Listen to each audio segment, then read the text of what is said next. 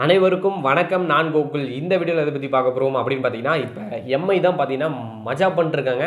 எப்புட்றா அப்படின்னு கேட்கலாம். நீங்கள் வந்து ஃபஸ்ட்டு வந்து நம்ம ஃபோனை வந்து ஒயரில் குத்தி சார்ஜ் பண்ணிகிட்டு இருந்தோம். அதாவது இந்த ஊசி ஒயர் சொல்கிறேன், அதை குத்தி சார்ஜ் பண்ணிகிட்டு இருந்தோம்.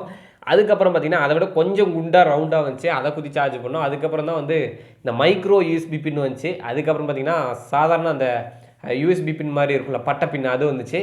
இப்போ பார்த்தீங்கன்னா சி டைப்பு. இதுக்கு அடுத்தது பார்த்தீங்கன்னா அந்த ஒயர்லெஸ் சார்ஜிங், பவர் பேங்க் மேலே வச்சு எடுக்கிறது. இப்போ என்ன வந்திருக்குன்னு தெரியுமாங்க?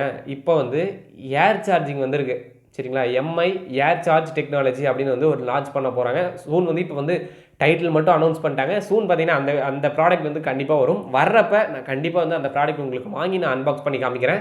அந்த ப்ராடக்ட் எப்படி ஒர்க் ஆகுது அப்படின்னு கேட்டிங்கன்னா, இப்போ வந்து நம்ம வீட்டில் வந்து ஆரோ வாட்டர் வச்சுருக்கோம்ல, அந்த மாதிரி ஒரு டப்பா மாதிரி ஒன்று கொடுத்துறாங்க. எவ்வளோ பெருசுன்னு பார்த்தீங்கன்னா நல்லா இவ்வளோ பெருசுக்கு இருக்கும், சரிங்களா? அந்த டப்பாவை நம்ம என்ன பண்ணணும்னா, நம்ம வந்து ஒரு ஹோம் தேட்டர் வச்சிருக்க மாதிரி ஒரு இடத்துல நம்ம வச்சிடணும், சரிங்களா? அதை வந்து நம்ம 24 ஹவர்ஸ் ஆன் பண்ணி வச்சிருக்கணும்.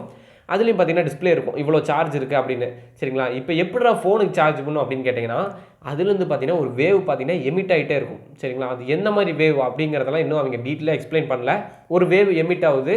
அந்த எமிட் ஆகிற வேவ்லேயே நம்ம வந்து ஃபோன் சார்ஜ் பண்ணணும் அப்படின்னு சொல்லியிருக்காங்க. மேக்ஸிமம் டிஸ்டன்ஸ் பார்த்தீங்கன்னா ஒரு 8 மீட்டர்ஸ்க்கு வந்து அந்த டிவைஸால் உங்கள் ஃபோனை வந்து ஒயர் இல்லாமல் சார்ஜ் பண்ண முடியும். நீங்கள் வந்து கேம் விளையாடலாம், பாட்டு கேட்கலாம், படம் பார்க்கலாம், என்ன வேணாலும் பண்ணலாம். மற்றபடி பார்த்தீங்கன்னா சார்ஜர் செருவாமே உங்கள் ஃபோன் வந்து சார்ஜ் ஆகும்னு சொல்கிறாங்க. இது எந்த மாதிரி ஃபோனுக்கு செட் ஆகும் அப்படின்னு கேட்டிங்கன்னா, அதில் தான் ட்விஸ்ட்டு. இனி வரக்கூடிய 5G 6Gன்னு வரல.